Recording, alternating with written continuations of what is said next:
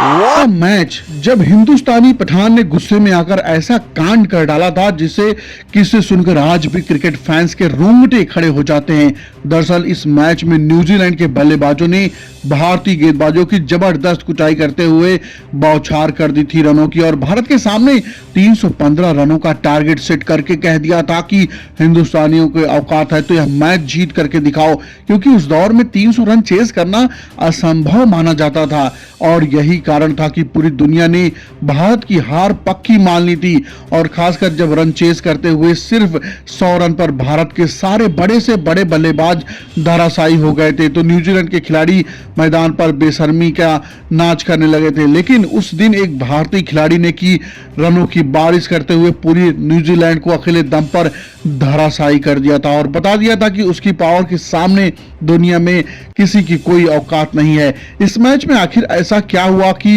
यूसुफ पठान ने अपने पहले ही गेंदबाजी से और अपने बाद अपने बल्ले से पागलपन भरी पारी खेलकर इतिहास रच दिया। यह जानने के लिए इस वीडियो को पूरा जरूर देखना दोस्तों, और साथ ही इस वीडियो को लाइक करके कमेंट में जय हिंद जरूर लिखना। दोस्तों, मैच शुरू होता है। न्यूजीलैंड के कप्तान डेनियल विक्टोरी ने टॉस जीतकर पहले बल्लेबाजी करने का फैसला किया और न्यूजीलैंड की तरफ से मैदान पर ओपन करने आते हैं खतरनाक मार्टिन गुप्टिल और ब्रैंडम मैकुलम। तो वहीं भारतीय टीम की तरफ से गेंदबाजी में पारी का आगाज किया जहीर खान ने और जहीर खान ने पहले ही ओवर में ब्रैंडम मैकुलम के बैक टू बैक 2 चौके जड़कर के पारी की शानदार शुरुआत की और ऐसा लग रहा था मानो ब्रैंडम मैकुलम और मार्टिन गुप्टिल भारतीय टीम के गेंदबाजों पर भूखे शेर की तरह टूट पड़े हों। इस दौरान न्यूजीलैंड के इन दोनों ओपनर बल्लेबाजों ने भारतीय टीम के गेंदबाजों की लाइन और लेंथ को तबाह और बर्बाद करके 7 ओवर की समाप्ति तक न्यूजीलैंड के स्कोर को 60 रनों के करीब पहुंचा दिया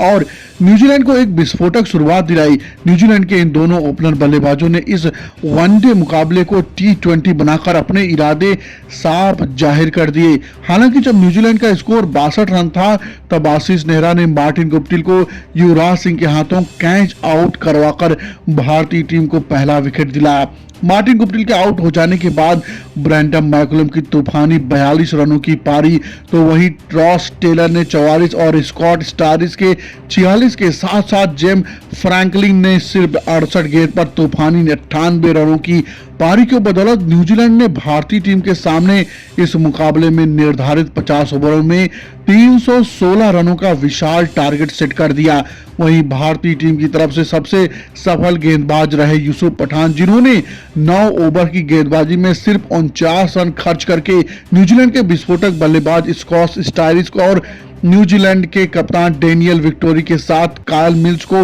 आउट करके पवेलियन का रास्ता दिखा दिया था और भारत टीम को 3 विकेट दिलाकर न्यूजीलैंड को 316 रनों पर रोकने में अहम भूमिका निभाई। वरना वक्त ऐसा लग रहा था कि न्यूजीलैंड भारत को कम से कम 370 रन का टारगेट तो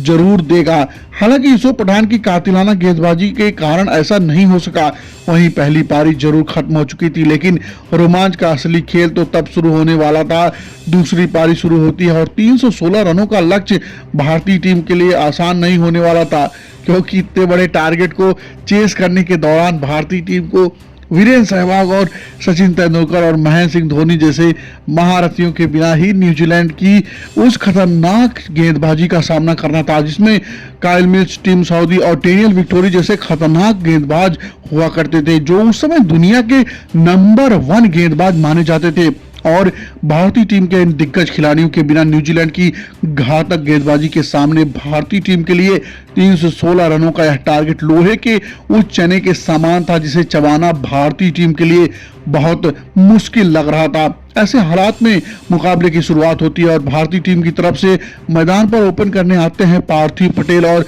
भारतीय कप्तान गौतम गंभीर। कायल मिल्स ने अपने पहले ही ओवर में जबरदस्त गेंदबाजी करते हुए गौतम गंभीर को 1 रन नहीं बनने दिया। पहले ओवर की समाप्ति के बाद न्यूजीलैंड की तरफ से गेंदबाजी में पारी का दूसरा ओवर लेकर आता है टीम सऊदी और टीम सऊदी के सामने थे पार्थिव पटेल और पार्थिव पटेल ने टीम सऊदी की तीसरी गेंद पर अपने बल्ले का मुंह खोलते हुए ऑफ साइड के क्षेत्र में जबरदस्त प्रहार करके गेंद को बाउंड्री लाइन के बाहर 4 रनों के लिए भेजकर न सिर्फ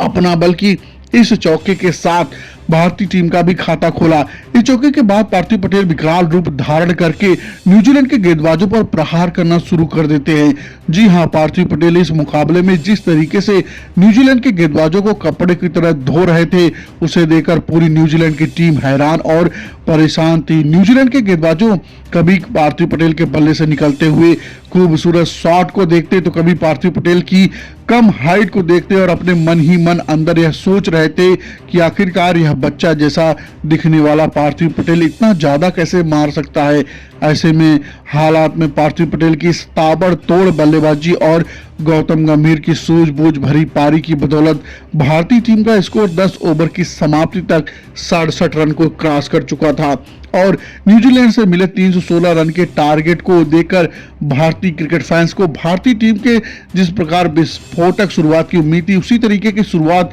पार्थिव पटेल और गौतम गंभीर ने भारतीय टीम को दे दी। लेकिन इसी दौरान न्यूजीलैंड की तरफ से गेंदबाजी में पारी का 11वां ओवर लेकर आता है एंडी मैके और मैके ने भारतीय टीम के कप्तान गौतम गंभीर को पॉइंट पर कैच आउट करवाकर भारत को पहला झटका दिया और गौतम गंभीर आउट हो जाने के बाद भारतीय टीम की तरफ से मैदान पर बल्लेबाजी करने आए इस मुकाबले में भारतीय क्रिकेट फैंस की सबसे बड़ी उम्मीद विराट कोहली। लेकिन तभी कुछ ऐसा होता है जो पूरे देश का दिल तोड़ कर रख देता है। विराट कोहली अपना खाता तक नहीं खोल पाए और वह मौके के इसी ओवर की आखिरी गेंद पर काइल मिल्क के हाथों कैच आउट होकर भारतीय क्रिकेट फैंस को मायूस करके पवेलियन चलते बने। अब हालात यह थे कि सचिन तेंदुलकर, वीरेंद्र सहवाग और महेंद्र सिंह धोनी तो वैसे भी नहीं खेल रहे थे, ऊपर से कप्तान और किंग कोहली दोनों आउट हो चुके थे। पूरा मीडिया ने इस देश को हारा हुआ घोषित कर दिया था। भारत अब यह मैच हार चुका है। विराट कोहली के आउट हो जाने के बाद भारतीय टीम की तरफ से मैदान पर बल्लेबाजी करने आए युवराज सिंह। भारी दबाव में मैदान पर बल्लेबाजी करने आए सिक्सर किंग युवराज सिंह ने पारी के 12वें ओवर में गेंदबाजी लेकर आए न्यूजीलैंड के गेंदबाज की तीसरी गेंद पर एक गगनचुंबी लगाकर कुछ शानदार शॉट्स लगाए और लगातार 2 विकेट गिर जाने के बाद दबाव में आ चुकी भारतीय टीम के दबाव को थोड़ा कम करने की कोशिश की। ऐसी हालत में न्यूजीलैंड की तरफ से गेंदबाजी में पारी का 15वां ओवर लेकर आता है नेथन मैकुलम और नेथन मैकुलम के ओवर की दूसरी गेंद पर इस सिंगल के साथ पार्थिव पटेल ने 50 गेंदों पर अपना अर्धशतक पूरा किया। लेकिन इधर जैसे ही पार्थिव पटेल ने अपना अर्धशतक पूरा किया, उसके तुरंत बाद ही भारतीय क्रिकेट फैंस पर दुखों का पहाड़ टूट पड़ा। जी हां, विराट कोहली के बाद इस मुकाबले में भारतीय फैन की सबसे बड़ी उम्मीद युवराज सिंह न्यूजीलैंड की तरफ से गेंदबाजी में पारी का 7वां ओवर लेकर के आए। नेथन मैकुलम की पहली ही गेंद पर आउट होकर पवेलियन चलते बने। युवराज सिंह के आउट हो जाने के बाद भारतीय टीम की तरफ से मैदान पर बल्लेबाजी करने आए रोहित शर्मा। लेकिन यह क्या, रोहित शर्मा बस मैदान पर आए ही थे कि इसी बीच नेथन मैकुलम भारतीय टीम पर काल बनकर टूट पड़ा। इस दौरान उसने पारी को 19वें ओवर में इस मुकाबले में ताबड़तोड़ बल्लेबाजी करके भारतीय टीम के स्कोर को तेजी से आगे बढ़ा रहे पार्थिव पटेल को बाउंड्री लाइन के करीब कैच आउट करवाकर 100 रनों पर भारतीय टीम को चौथा बड़ा झटका दे दिया। और अब भारतीय क्रिकेट फैंस पूरी तरीके से निराश हो चुके थे। पार्थिव पटेल के आउट हो जाने के बाद भारतीय टीम की तरफ से मैदान पर बल्लेबाजी करने आए यूसुफ पठान, जो भारतीय क्रिकेट फैंस सचिन सहवाग और धोनी की गैर मौजूदगी में विराट कोहली, गौतम गंभीर, युवराज सिंह और पार्थिव पटेल जैसे भारतीय खिलाड़ियों के भरोसे बैठे हुए थे। यह चारों खिलाड़ी न्यूजीलैंड से मिले 316 रनों के विशाल लक्ष्य को हासिल करके हिंदुस्तान को जीत दिलाएंगे। उनके इस भरोसे का कत्ल करके भारतीय टीम के चारों खिलाड़ी 20 ओवर में महज 100 रन बना करके आउट होकर पवेलियन जा चुके थे। ऐसी हालात में भारतीय फैंस जिन खिलाड़ियों के भरोसे मुकाबला देख रहे थे, उन खिलाड़ियों के आउट होने के बाद फैंस ने यह मान लिया कि भारतीय टीम यह मुकाबला अब जीत नहीं सकती और भारतीय टीम को अब यह मुकाबला जिताएगा कौन, क्योंकि अब भारतीय टीम में बल्लेबाजी में रोहित शर्मा को छोड़कर कोई भी बल्लेबाज नहीं था। रोहित शर्मा के बाद यूसुफ पठान मैदान पर थे, जो आधे बल्लेबाज थे और आधे गेंदबाज।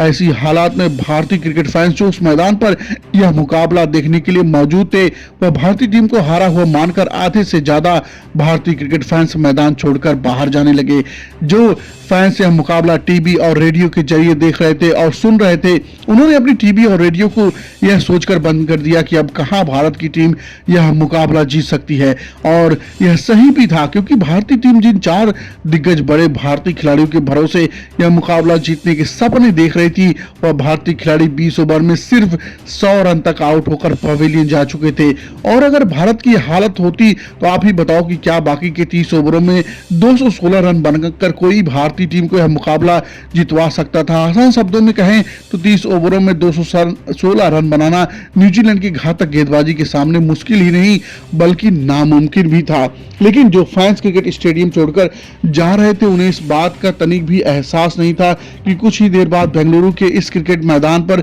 ऐसा तूफान आने वाला है जो जीत से पहले जीत का जश्न मना रहे न्यूजीलैंड के खिलाड़ियों को खून के आंसू रोने पर मजबूर कर देगा, जिसकी शुरुआत करते युवराज सिंह के बाद टीम इंडिया ही नहीं बल्कि पूरी दुनिया के सबसे बड़े sixer king hitman Rohit Sharma. जी हां, न्यूजीलैंड की तरफ से गेंदबाजी में पारी का 23वां ओवर लेकर आता है नेथन मैकुलम, और मैकुलम के ओवर की दूसरी गेंद पर हिटमैन ने कदमों का इस्तेमाल करके उस गेंद पर ऐसा शॉट खेला कि गेंद बैट लगने के बाद तारामंडल से होते हुए सीधे बाउंड्री लाइन के बाहर 6 रनों के लिए जा पहुंची। रोहित शर्मा ने मैकुलम के ओवर की दूसरी गेंद पर लगाने के बाद स्ट्राइक दे दिया अपने बड़े भाई यानी यूसुफ पठान को, और पठान ने भी मैकुलम के ओवर की 5वीं गेंद पर अपने बैट को गधा बनाकर उसके ऊपर ऐसा जबरदस्त प्रहार किया कि गेंद पठान के बैट से लगने के बाद तोप से निकले गोले से भी अधिक तेज बाउंड्री के बाहर 6 रनों के लिए जा पहुंची। न्यूजीलैंड के बाहर सबसे खतरनाक स्पिनर नेथन मैकुलम, जिसने इस मुकाबले में अपनी घातक गेंदबाजी से पहले युवराज सिंह उसके बाद पार्थिव पटेल को आउट करके भारतीय टीम को पूरी तरीके से दबाव में लाकर खड़ा कर दिया था। उस मैकुलम के इस ओवर में दोनों भारतीय शेरों ने एक एक ठोक कर कुल 15 रन लेकर दबाव में दिख रही भारतीय टीम को दबाव से बाहर निकाला। भारतीय क्रिकेट फैंस के चेहरे पर मुस्कान लाते हुए रोहित शर्मा और यूसुफ पठान ने इस ओवर के बाद कुछ इस तरीके से अपने बल्लेबाजी से न्यूजीलैंड के खतरनाक गेंदबाजों की खातिरदारी करना शुरू कर दिया। हिटमैन और पठान पावर को देखकर एक बार फिर से दर्शकों में जोश भर जाता है, और खासकर बड़े मियां यानी यूसुफ पठान ने जिस बेरहमी से गेंदबाजों की पिटाई कर रहे थे उसे देखकर ऐसा लग रहा था मानो यूसुफ पठान से ज्यादा विध्वंसक बल्लेबाज इस समय पूरी दुनिया में कोई नहीं है। दरअसल यूसुफ पठान बिल्कुल शांत स्वभाव के इंसान थे, लेकिन इस मैच में उन्हें कीवी खिलाड़ियों का सेलिब्रेशन नागवार गुजरा, और वह कहते हैं ना, अगर सीधा साधा आदमी गुस्से में आता है तो उससे खतरनाक कोई नहीं हो सकता। दोनों भारतीय बब्बर शेरों ने सिर्फ 100 रनों पर 4 भारतीय खिलाड़ियों को आउट करके जश्न मना रहे कीवी गेंदबाजों को मार मार कर उन्हें टमाटर की तरह लाल कर दिया। इस दौरान यूसुफ पठान और रोहित शर्मा ने 70 गेंदों पर तूफानी 88 रनों की पार्टनरशिप करके भारतीय टीम के स्कोर को 32 ओवर की समाप्ति पे 188 रनों तक लाकर खड़ा कर दिया। इस दौरान जहां रोहित शर्मा के बल्ले से 44 रनों की पारी आई तो वहीं यूसुफ पठान के बल्ले से 42 रनों की शानदार पारी आई, और जिस हिसाब से यह दोनों खिलाड़ी न्यूजीलैंड के गेंदबाजों को ठोक रहे थे उसे देखकर जहां न्यूजीलैंड के गेंदबाजों का गला सूख गया था तो वहीं भारतीय क्रिकेट फैंस को अब यह उम्मीद हो गई थी कि अगर रोहित शर्मा और यूसुफ पठान अगले 10 ओवर तक मैदान पर खड़े रह गए तो वह भारतीय टीम का यह मुकाबला बहुत आसानी से जीत जाएगी। लेकिन तभी घटती है एक ऐसी घटना जिसने हर भारतीय क्रिकेट फैंस को पूरी तरीके से तोड़ कर रख दिया। जी हां, पारी के 34वें ओवर में गेंदबाजी लेकर आता है टीम सऊदी, और टीम सऊदी की गेंद पर रोहित शर्मा बड़ा शॉट खेल लगाने के चक्कर में न्यूजीलैंड के कप्तान डेनियल विक्टोरी के हाथों कैच आउट होकर भारत की उम्मीदों पर पानी फेर देते हैं। रोहित शर्मा के आउट हो जाने के बाद भारतीय टीम की तरफ से मैदान पर बल्लेबाजी करने आते हैं सौरभ तिवारी। अब यहां से भारतीय टीम को जीत के लिए 96 गेंदों पर 128 रनों की जरूरत थी। अब यह सोचिए, अगर जीत के लिए 96 गेंदों पर 128 रनों की जरूरत हो तो 5 खिलाड़ी आउट होकर वापस जा चुके हों, तो क्या यहां से उम्मीद की जा सकती है कि भारतीय टीम अब यह मुकाबला कैसे भी जीत सकती है? मेरे हिसाब से तो अब भी यहाँ कोई भारतीय टीम की जीत के बारे में सोच ही नहीं सकता। ऐसे हालात में पूरी दुनिया मान चुकी थी कि भारतीय टीम यह मुकाबला पूरी तरीके से हार चुकी है। अब यह पूरा हिंदुस्तान दुख के गहरे समंदर में डूब चुका था। 5 खिलाड़ियों के आउट हो जाने के बाद तब मैदान पर मौजूद यूसुफ पठान बल्लेबाजी करने आए सौरभ तिवारी के पास जाते हैं और उन्होंने सौरभ तिवारी से कहा कि तिवारी सर पर कफन बांध लो और आज हम इतिहास लिखेंगे या फिर इतिहास बनकर दफन हो जाएंगे, लेकिन इतनी आसानी से अब पठान हिंदुस्तान की शान में गुस्ताखी नहीं होने देगा। फिर क्या था, भले ही 5 विकेट गिर जाने के बाद पूरी दुनिया मान रही थी कि भारतीय टीम अब यह मुकाबला हार जाएगी, लेकिन पठान हिंदुस्तान की हार मानने के लिए तैयार नहीं था। ऐसी हालात में रोहित शर्मा को आउट करने के वाले टीम सऊदी पर अब इस ओवर में फिर से गेंदबाजी करना शुरू कर देता है, लेकिन तभी बब्बर शेर यूसुफ पठान ने उसकी चौथी गेंद पर खड़े खड़े ऐसा जबरदस्त शॉट खेला कि गेंद पठान बैट पर लगने के बाद पठान से रहम की भीख मांगती हुई सीधा बाउंड्री लाइन के बाहर 6 रनों के लिए जा पहुंची। के बाद न्यूजीलैंड की तरफ से गेंदबाजी का पारी का 35वां ओवर लेकर क्या था नेतम मैकुलम, और मैकुलम के सामने बड़े मियां यानी कि पठान थे, और पठान ने एक बार फिर से मैकुलम की गेंद पर अपने बैट को पूरी ताकत के साथ घुमाया और ऐसा प्रहार किया कि गेंद इस बार भी पठान के बैट से लगने के बाद आसमान की ऊंचाइयों के घमंड को चकनाचूर करती हुई तारामंडल से होती हुई सीधे बाउंड्री लाइन के बाहर नहीं बल्कि स्टेडियम के बाहर जा पहुंची। इसके बाद यूसुफ पठान ने न सिर्फ अपना अर्धशतक पूरा किया बल्कि पठान ने अपने साथ न्यूजीलैंड गेंदबाजों के सामने मैदान जंग का ऐलान कर दिया और घमंड में चूर होकर नाच रहे कीवी गेंदबाजों को यह संदेश दे दिया कि यह मुकाबला भी खत्म नहीं हुआ। तब तक इस हिंदुस्तानी पठान के पैर इस 22 गज के मैदान पर चल रहे हैं, तब तक इस पठान की सांसें चल रही हैं, तब तक यह पठान ना तो खुद हार मानेगा और ना ही अपने वतन को हार मानने देगा। मैच अब ऐसे रोमांचक मोड़ पर पहुंच चुका था जहां पूरी दुनिया की सांसें थम चुकी थी। पूरे क्रिकेट इतिहास में ऐसा जबरदस्त मैच देखने को नहीं मिला और अभी तो बस शुरुआत ही, आगे जो होने वाला था उसे देख के बाद आप सहम उठेंगे। इसी बीच मैकुलम की गेंद पर अर्धशतक पूरा करने के बाद यूसुफ पठान ने मैकुलम के ओवर की अगली गेंद पर ऑन साइड की तरफ से चौका लगाकर उसके इस ओवर में कुल 12 रन ठोककर भारतीय टीम के स्कोर को 200 रनों के पार पहुंचा दिया। ऐसी हालात में न्यूजीलैंड की तरफ से गेंदबाजी में पारी का 41वां ओवर लेकर के आता है कायल मिल, और कायल मिल के सामने इस बार था सौरभ तिवारी, और तिवारी ने मिल की गेंद पर ऑफ साइड के क्षेत्र में एक जबरदस्त शॉट खेलकर गेंद को बाउंड्री लाइन के बाहर भेज दिया। तभी ओवर की दूसरी गेंद पर मिड ऑफ के सर के ऊपर से गेंद को बाउंड्री लाइन के बाहर 4 रनों के लिए भेजकर तिवारी ने भी न्यूजीलैंड के गेंदबाजों के सामने जंग का ऐलान कर दिया। ऐसे हालात में बैक टू बैक 2 चौके लगने के बाद सौरभ तिवारी ने सिंगल लेकर स्ट्राइक यूसुफ पठान को दे दिया और यूसुफ पठान ने कायल मिल की चौथी गेंद पर अपने बैट को गदा बनाकर हनुमान जी की तरह ऐसा जबरदस्त प्रहार किया कि गेंद बट से लगने के बाद त्राहिमाम करते हुए सीधे 6 रनों के लिए जा पहुंची। ऐसी हालत में भी भारतीय टीम के इन 2 बब्बर शेरों के बल्ले से अपनी 4 गेंदों पर 15 रन खाकर कायल मिल सर पर हाथ रखकर बिल्कुल लाचारों की तरह खड़ा होकर खुद को लूटते हुए देख रहा था। उसे कुछ भी समझ में नहीं आ रहा था कि यह सौरभ तिवारी और यूसुफ पठान के सामने कहां गेंद डाले।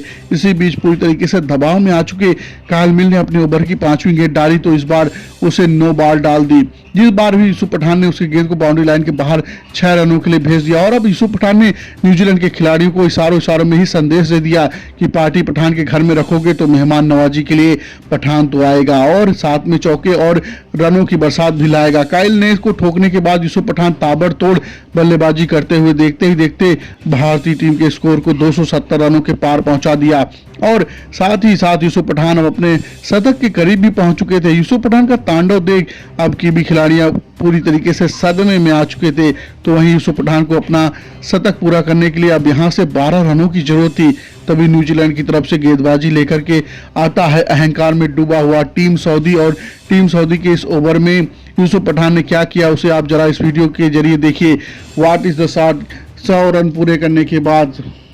हिंदुस्तान की इस पठान ने टीम सऊदी को इस ओवर की पहली और दूसरी गेंद पर बैक टू बैक 2 गगनचुंबी लगाकर अपना शतक पूरा करके न्यूजीलैंड के गेंदबाजों को खून के आंसू रुलाते हुए इतिहास लिखकर मुश्किल समय में दिख रही भारतीय टीम को न सिर्फ मुश्किल में निकाला बल्कि 99% हार चुकी भारतीय टीम को अब जीत के करीब लाकर खड़ा कर दिया। अब यहाँ से भारतीय टीम को यह मुकाबला जीतने के लिए 41 गेंदों पर 43 रनों की जरूरत थी और ऐसी हालात में हिंदुस्तानी पठान ने अपना काम पूरा कर दिया था। अपनी तूफानी बल्लेबाजी से भारतीय टीम को मुश्किल से निकालकर अब यहां से सौरभ तिवारी की बारी थी। इसी बीच तिवारी ने भी यूसुफ पठान के साथ मिलकर अपने हाथ खोलते हुए कुछ इस तरीके से न्यूजीलैंड के गेंदबाजों को ठोकना शुरू कर दिया। जी हां, एक तरफ से हिंदुस्तान पठान तो दूसरी तरफ से हिंदुस्तानी ब्राह्मण शेर, दोनों ने मिलकर न्यूजीलैंड के गेंदबाजों को कपड़ों की तरह धोते हुए देखते ही देखते भारतीय टीम को जीत के करीब लाकर खड़ा कर देते हैं। अब यहां से भारतीय टीम को यह मुकाबला जीतने के लिए 9 गेंदों पर 2 रनों की जरूरत थी और स्ट्राइक पर थे पठान, और पठान ने सिंगल लेकर स्ट्राइक सौरभ तिवारी को दे दी।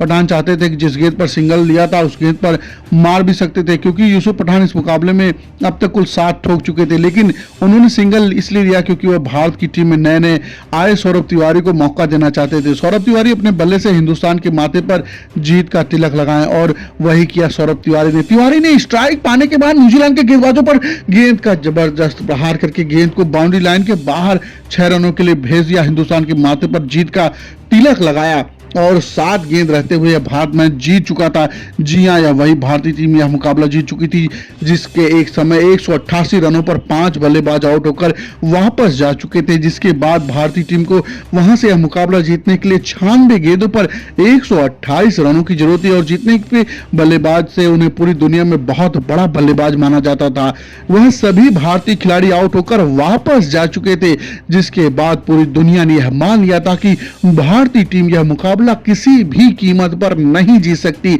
उस भारतीय टीम को जीत दिलाई किसने? यूसुफ पठान ने, वह भी 96 गेंदों पर 7 चौके और 7 गगनचुंबी छक्कों के सहित न्यूजीलैंड के गेंदबाजों को रुला रुला कर। यूसुफ पठान के बारे में ना जाने क्यों यह शेर याद आ रहा है, सिर्फ आवाज पे चाहूं तो निशाने लग जाए, सिर्फ आवाज पे चाहूं तो निशाने लग जाए। मैं अगर अपनी जवानी के सुना दूं तो किससे लौंडे जो मेरे पांव दबाने लग जाए। इस मुकाबले में यूसुफ पठान ने ना सिर्फ 96 गेंदों पर 129 रनों की पारी खेली, बल्कि गेंदबाजी के दौरान यूसुफ पठान ने भारतीय टीम को 3 बड़े विकेट दिलाए, जिसके चलते यूसुफ पठान को मैन ऑफ द मैच दिया गया। दोस्तों, पठान को भारतीय टीम में 7-8 नंबर पर बल्लेबाजी करने का मौका मिलता था और इन मौकों पर यूसुफ पठान ने एक बार साउथ अफ्रीका के खिलाफ, जब भारतीय टीम के 8 खिलाड़ी मात्र 129 रनों पर आउट होकर जा चुके थे, तब यूसुफ पठान ने उस मुश्किल घड़ी में 70 गेंदों पर 8 चौके और 10 गगनचुंबी छक्कों की मदद से 105 रनों की पारी खेली थी। और इस पारी के अलावा भी यूसुफ पठान ने अपने कैरियर में ना सिर्फ कई ताबड़तोड़ पारियां खेलकर